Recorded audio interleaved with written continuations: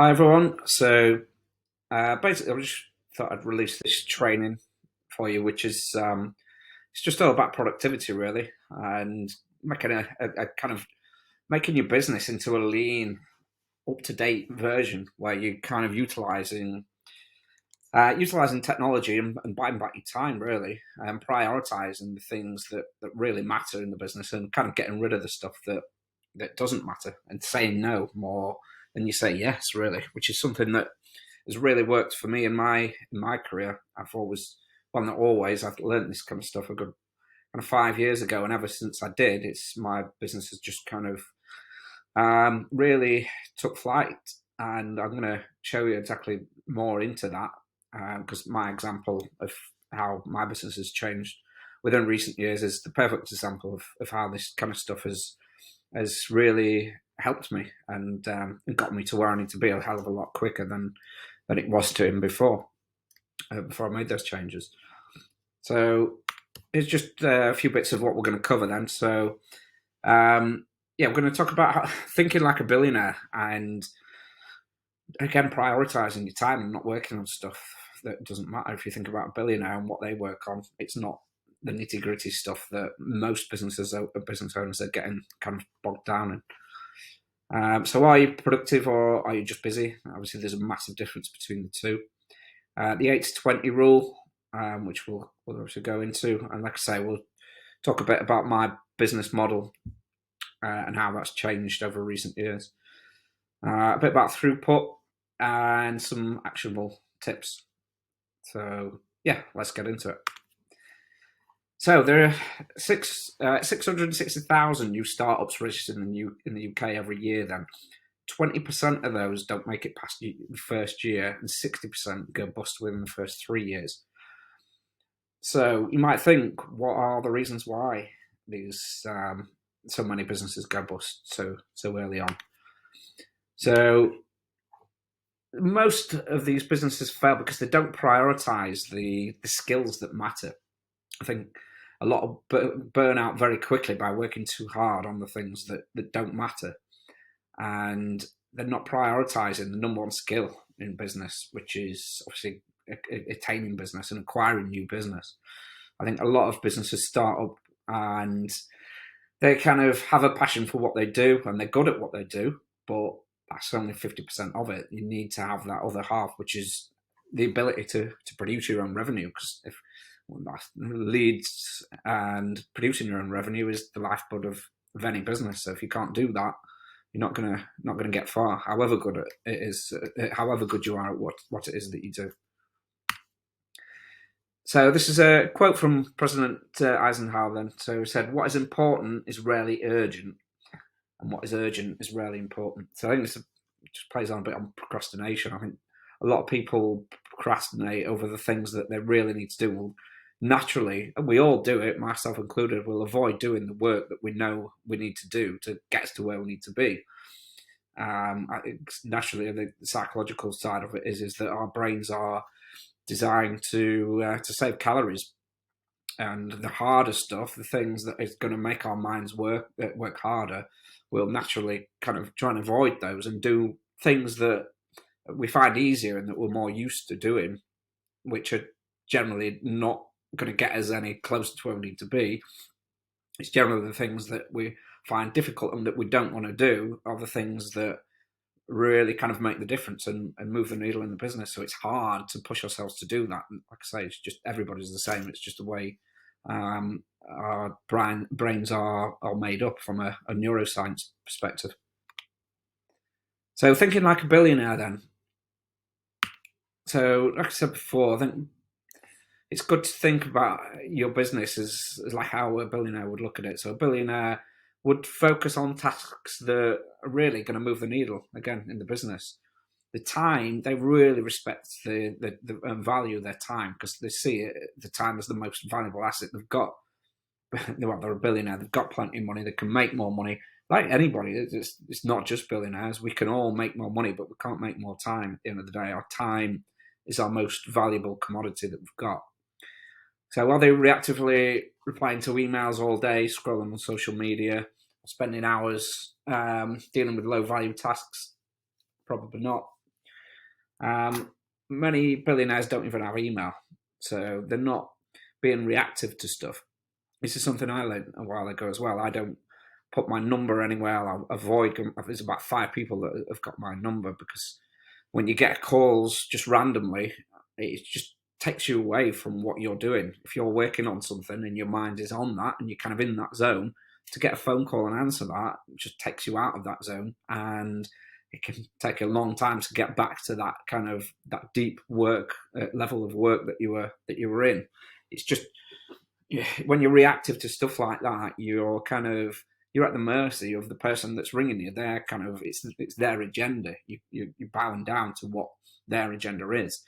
Instead of that, the way that I've learned is just to book in all my calls that are kind of set at a set time, so I know where I'm at and I can be fully present in that moment for that call, rather than have half my mind on something I'm doing and then trying to get rid of them. So yeah, it's just about, again, making most of your time, really, and making sure that that your time is not dictated to by outside influences. So the old school kind of, this is a comparison between this new age 2023 model, the new age lean model, and the old school. So the new age kind of advisor, if you like, the new age firm, would be super selective over who they work with. They don't just work with anybody and take on any bit of business that comes their way. They say no to things more than they say yes. So they look to remove things off the plate rather than adding to it. So they work on the business rather than in the business, and they're proactive with the time. Productive with the time, which allows more time away from the business. Compared to the old school side of things, which is obviously the flip side of being selective, which is to take on any bit of work that they can get their hands on, saying yes to every opportunity that comes their way, working long hours on low value tasks, and living unfulfilled lives and rarely getting to spend time with the family or having time away from work. At the end of the day, I think the whole kind of goal to anybody in life is to have freedom. That's the key thing. I think, well, I'm not 100% sure, but I'm pretty sure it's a fact from some research that's been done. That is the kind of biggest desire of human beings, is to have freedom, which you just don't get if you're following this old school kind of strategy. Yeah. So working in your business then and not on your business could be a fatal mistake. So being busy is not the same as being productive. So there's a massive difference. Obviously, being busy is a lot. I speak to firms on a daily basis who are working really hard, but it's not about working really hard. It's working hard on the right things. So, like I said, they're working really hard on the wrong things, a lot of firms, and they're working 12-hour days, not seeing the kids. They're not getting that work-life balance, which I think is essential to have that balance and to be able to take time away from the business, because I think you need that to refresh yourself and recharge your batteries to enable you to produce better work.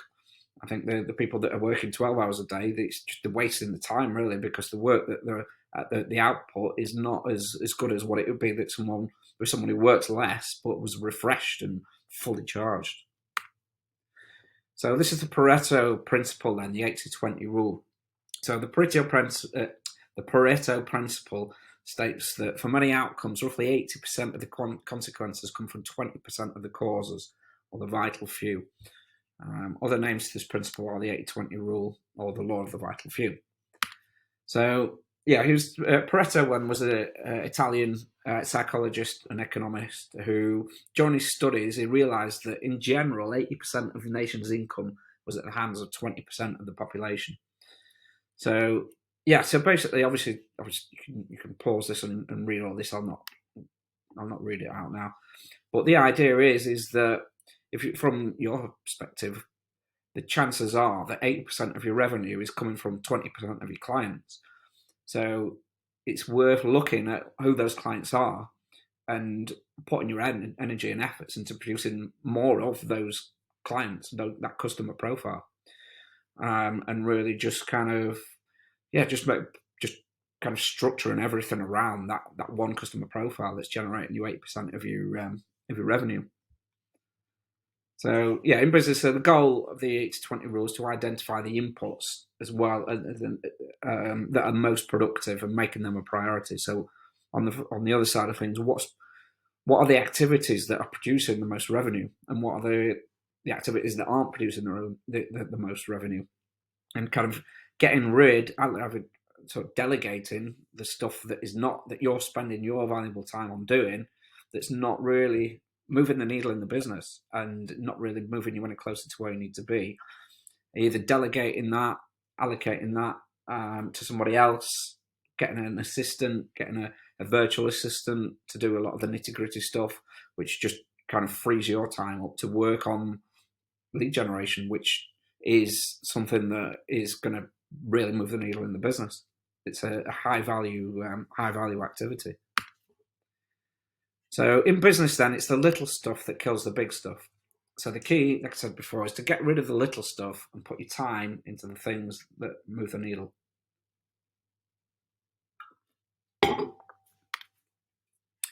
So throughput, then. So in any kind of business, in whatever vertical, you've got different parts to the throughput. So it's like a tap, really. So you've got to have each part kind of nailed to get the outcome, which is happy clients that are paying a premium for your service. And and like I said, there's different parts to that. Most people's, we call this like a bottleneck, which is something that's stopping the throughput. So most people's bottleneck is the acquisition. They're not getting enough quality leads through to make it work, to get this throughput. There's the conversion, which is obviously getting the leads, then there's converting those leads and those appointments into actual clients. Some people are more struggle more with the actual sales side of things and the conversion side of things. But then obviously you've got to deliver the value, which is the actual value that you're creating for the client, the thing that they're actually getting from the service. So obviously each one of these has got to be ticked off. Most people are really good at this, at actually delivering the value. They're really good at advising. They're really good at what they do. But this side of things, not so much. That's generally the biggest kind of bottleneck in most financial service firms is the actual acquisition. And yeah, the conversion. I think this kind of ties into this. If you've got the right acquisition, if you've got the right appointments, you're pre-qualifying them and you're pre-selling them before you actually speak to them, the conversion comes kind of hand in hand with those kind of leads. But some people have got this nailed, as in they're maybe buying leads in, well, they think they've got it nailed, where they're buying a lot of leads in, but they're actually converting between 5 and 10%, and they're spending a hell of a lot of time trying to convert these crap quality leads, which is a bottleneck for them. So they've got this ticked off, but in reality, if they just address this, that would open that bottleneck as well. But yeah, that's throughput. So just like I said before, I was going to just give you a bit of an insight into my business model, which is a good example of how this kind of lean model has helped me in my business. So, excuse me, 3 years ago then, I was kind of stressed out and overworked. I was running 2 marketing agencies, each with its own set of demanding clients and business activities. So the things that I was doing then, I was doing digital marketing for just kind of anyone and everyone, really, different customer profiles, different client, different industries. So I had to research each different industry to get like a basic level of understanding as to what works and what their customers are wanting to see. So that every time I did that, every time I took on a new client from a new industry, I had to spend a lot of time doing that. I was checking emails, obviously coming up with offers for multiple different industries, running Facebook ads for multiple different clients, speaking with different clients all the time, going to client meetings, building websites, talking with different partners, designing. I was doing graphic design as well, so I was doing logos, business cards, posters, flyers. I was doing one-to-one coaching at that point as well, so I was kind of traveling. Kind of in a day, I'd go to like Southampton, for example, or Newcastle, and I'd take out a full day really just to see one client. I was creating content for multiple industries and multiple platforms, and I was posting content on multiple platforms. So all of that just led me to a point where, like I said, I was just working 12 hours a day, and I had no time. I wasn't spending quality time with my kids. I wasn't seeing my friends. My health suffered because I was just eating crap that just didn't take long and not really spending enough time as I should have been doing on my fitness, because I was working too hard and I just didn't have time to fit it in as much as I would have liked. So I had to take a step back. This is the key thing: is to take a step back. Because when you're in there, you're kind of in the trenches. You've got your blinkers on. You don't see things from a higher perspective. So I think it's essential that you take time away and really just take a look at, like I said, like a high level overview of things from a bird's eye view to see what's happening. Really, obviously for me, lockdown was a big changing point, because I couldn't do a lot of the stuff I was doing in terms of the one-to-one meetings and the one-to-one coaching that I used to kind of travel around to do. So, but yeah, so I was working 12 hours a day, feeling stressed. I started to ask myself why I became self-employed. And like I said before, the answer to me, and I think the answer why most people go self-employed, is to get that freedom. But instead, I was a slave to my business. So now my new business activities are generating sales calls, conducting sales calls, providing weekly coaching support to my coaching clients, producing one-to-one producing new training material, and producing content from one platform, because I kind of just got rid of all that stuff pretty much, and just kind of looked at the thing. So the thing that really was making a lot of revenue for me was one-to-one coaching. But then when COVID hit, obviously that was out of the equation. So I kind of just productized that into a productized package that I could sell and scale to anywhere in the world, really. Now with the advent of Zoom, it makes it a hell of a lot easier to scale things really out of your kind of local area and to make your time more efficient.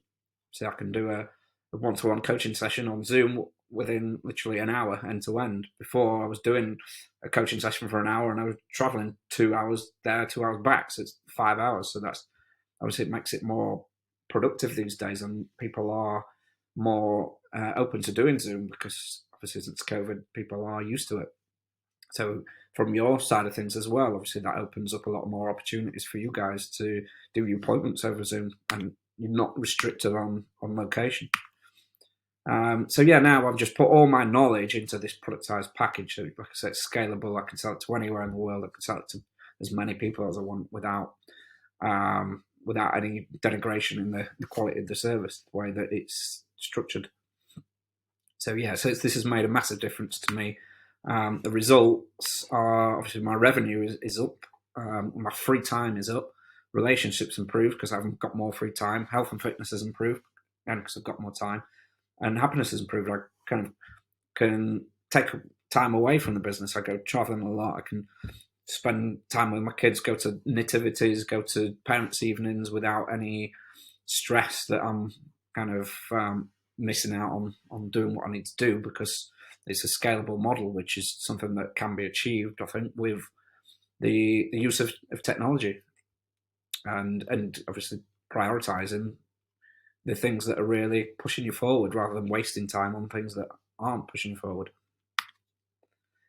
So Essentialism, this is a book that's really kind of helped me in this process, really, in terms of really just prioritizing my time and working on things that matter, and either delegating or eradicating the stuff that isn't really pushing me forward. So you can't overestimate the unimportance of practically everything. That's a message from John C. Maxwell. So let me show you this.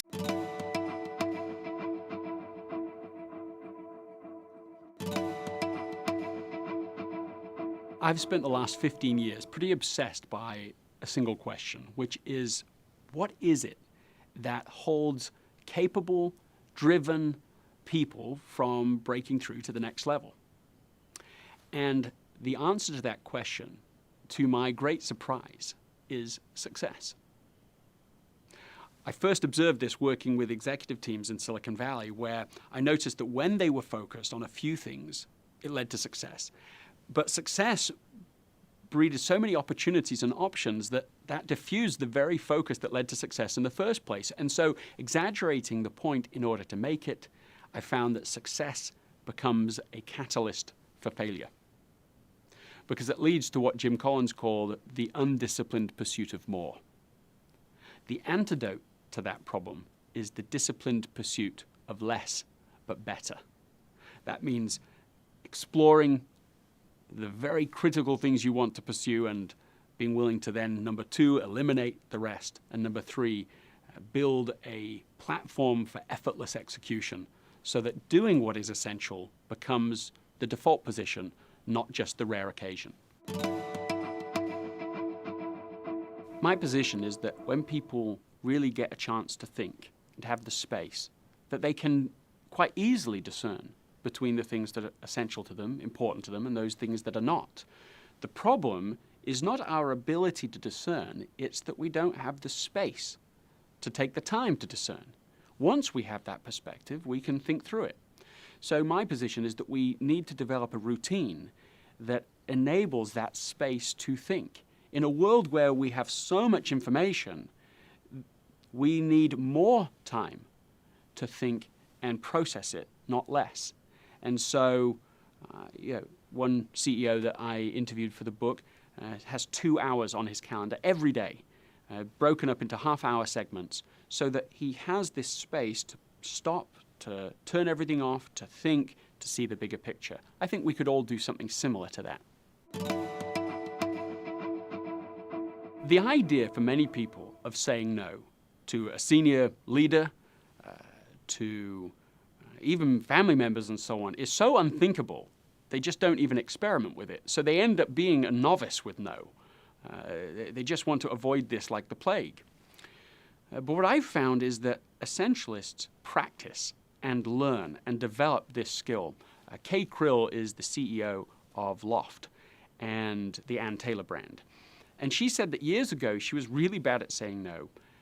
And somebody came to her mentor and said, look, you've got to learn to get rid of all of these people and commitments that don't mean anything to you, because they'll rob you of the things that really do. And she said that because she got that feedback, she did learn over the years how to say no, how to push back gracefully, sensibly, but unapologetically. And now she says she's very good at it. And it saved her so many wasted hours, wasted days, wasted commitments, because she actually learned to develop a repertoire for saying no. One of the executives that I interviewed for the book, because he was trying to be a good citizen to his new company, ended up saying yes to almost everything. And his stress was going up, the quality of work was going down, and so he started to, with an experiment, saying no more often, being more selective. And what he found was that the meaning of his work was going up, the value of his work to the company was going up, his stress was going down, and he ended up with one of the best performance evaluations of his career and one of the largest bonuses of his career. In that little story, there is the argument for essentialism, that by focusing on the few things that are really essential, we're actually able to make a more valuable contribution. I think becoming an essentialist is not an easy thing.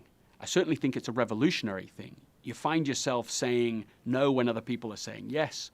You're going to be saying yes when other people are saying no. But in the end, in the final analysis, anything less than the disciplined pursuit of the essential will lead to the undisciplined pursuit of the non-essential. And that's a price I don't think many of us would deliberately choose.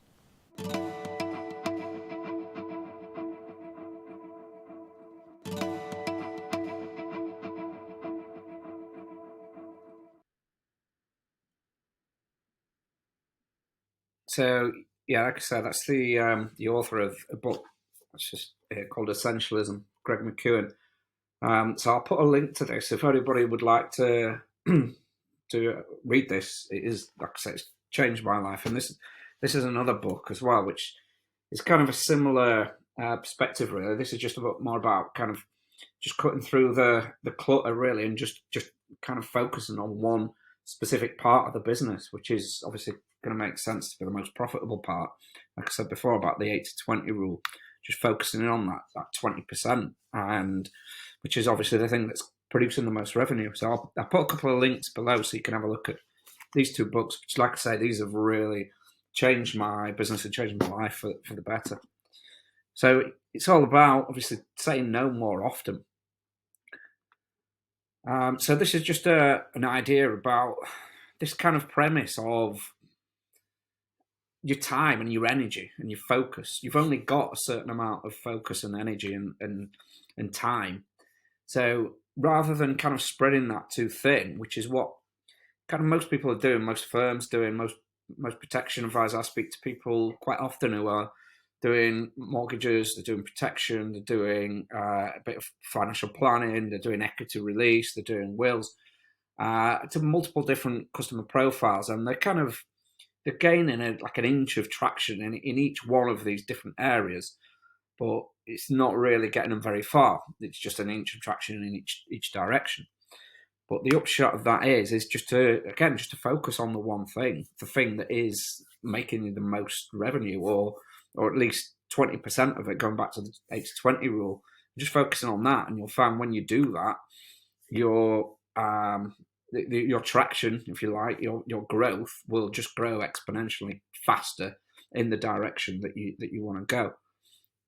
So yeah, that's just something that I've kind of learned that's again really works for me and a lot of my clients. So again, most financial service firms then, they are stressed really because they're overworked, working on the things that, like I say, aren't really moving forward, which leads to burnout. So the main thing is to keep the main thing, which is a quote from Stephen Covey. So again, obviously, whatever the main thing is, make that the main thing that's earning the most revenue. Put your eggs into that basket, or not all of them, but at least prioritize them. So this is an exercise that you can all do to work out what your hourly rate is. So when you know, it's quite a powerful thing to know what your hourly rate is. So once you've worked out what that is, you can work out any other tasks that need to be done. Could you get them done for less than what your hourly rate is? And that can factor into your home life as well. So say, for example, if you work 40 hours and you make 3K per week, so that results in £75 per hour, which would be your hourly rate. So if you can outsource, if you're spending an hour a week cleaning, that's costing you £75 effectively, where you could be spending that hour working and gaining £75, where you can outsource that for £20 an hour to a cleaner. Or you can even, a thing that's worked well for me is these meals. So I buy meal prep, so like a week's worth, they'll get delivered, and the amount of time that saves me is, like, obviously it saves me going to a shop, spending an hour shopping, so that's an hour initially saved, and then obviously when you cook a meal, there's about an hour's process there in terms of cleaning up as well after. Literally 3 minutes in the microwave, and it's good quality meals that we use. I use a company called Lions Prep. If anybody wants a link from that, I can send you that as well. But yeah, it's just about finding out these things that are really, your time could be more spent better doing or delegating that activity for less than what your time is worth. So how you'd work that out is you'd work out how many hours you work per week, and how much you make per week, and then get the amount of hours, divide that by the amount that you work per week, and that gives you your hourly rate. Once you, like I say, I think that's essential for everyone to do. It just it's a game changer for me just to learn that, and then, like I say, it puts things into perspective as to where you put in your time and where you're allocating your time. So the aim, the kind of theme of this, then, it is possible to get more with less. So if anybody's got any questions on this, or if you want more information, just give me a shout, comment below, and I'm quite happy to answer them. But thank you very much for your time, And yeah, I'll speak to you soon. Thank you.